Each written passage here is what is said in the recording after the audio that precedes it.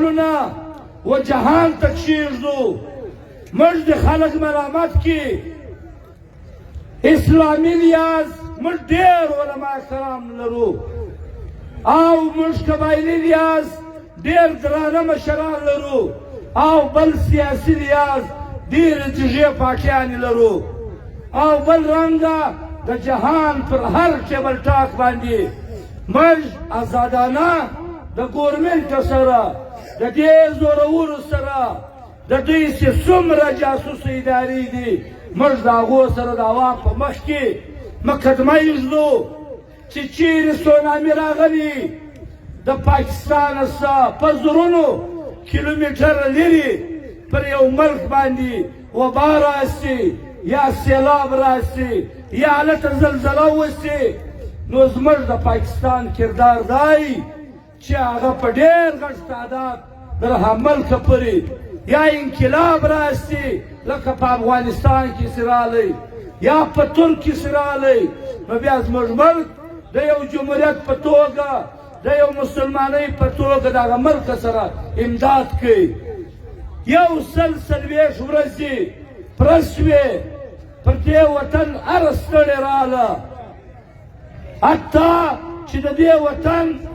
انسانانو ځوانانو خودکشي وکړي حتی چې زموږ د بچیان د شیدو د لاسه په کورو کې ډېر شیان زموږ د پښتانه قام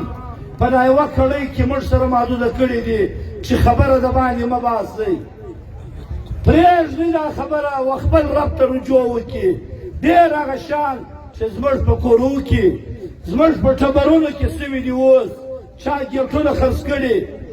چا د بچیانو د شیدو د لاسه خپل بچي د بل که راستولی دي موږ ډېرې مجبورۍ وړي دي بدبختانه زموږ ریاست دومره زورور او مغروره دی چیف کلکټر تقریبا 118 ورځې بعد خپل تاوان اعلان کوي چې زما د کشتم دومره تاوان سوی دی زموږ خزانه دومره مغروره یعنې د یو منګي څه ټوله شی ووځي بیا د یو وخت په خبر سي او زموږ انسانان دومره وږي چې د اولې ورځې په پرلس کې ناست انسانان په هغه اوله میاشته کې د هغو د کور پاکې د عیشه د ضرورت څه کم شی دی یا وړه دي یا براده یا غوړي دي دا په اوله ورځ دی مخروضه سو قرضداره سو بیا هغه خلک چې لږ سرمایه جمع پنجې لري هغه بیا سو په یو میاشته کې ولاړو نن دی حالات دی چې ډېر سرمایهداران ډېر زورور خلک زموږ شملور خلک دا خبره کوي غږ دین سوی دی وایي نه څوک پور راکوي نه پور خیږي په وچو بلډینګانو په موټرانو چا خپل موټران د تیلو د لاسه درولي دي یعنې زموږ دومره بد حال دی هلته زموږ ملک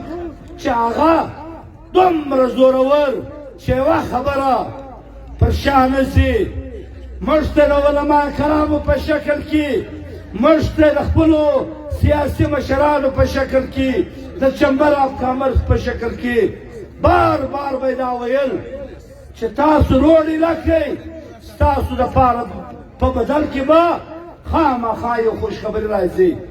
زموږ خبره ډېره داسې خبره نه ده چې هغه در لیک کې د باندې وتلې ده یا موږ زړه دومره زغولې ده چې موږ دا وایي چې خدای خپله خو مې خپله ده د بل د عمره خپله کې موږ دا خبره هم نه ده کړې نه موږ هغه خبره کوو چې تر اوسه پورې د هغه خبرې وجود نه وي موږ اویا کاله سایکل موټرسایکل موټر پر هر هغه شي باندې که موږ یو که زموږ بچیان دي که پلرونه دي پر دا لاره باندې آزاد تګ راتګ کړی دی که بیا موږ راواخو زموږ خلکو رمې د خپل کلي سره د بل کلي پورې ازغن تار نه و ښه په ایمانداري توپک ورسره خپل د کور سامان ورسره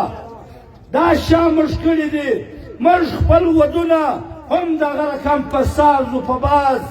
بغیر اجازتنامې که د کندهار و که د چمن و ازادانه تګ و راتګ د کلي پر لار و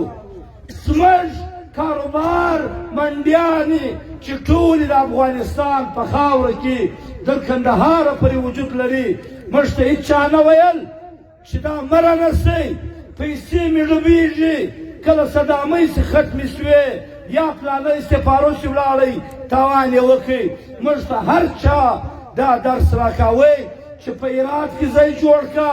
په کابل کې ټاټوبی جوړ کا او په توره غونډۍ کې ټاټوبی جوړ کا په کندهار کې په اینو مینه کې ځای رانسه چې په ډالرو خرڅېدی نه امام نه زموږ د علاقې مشر نه سرکار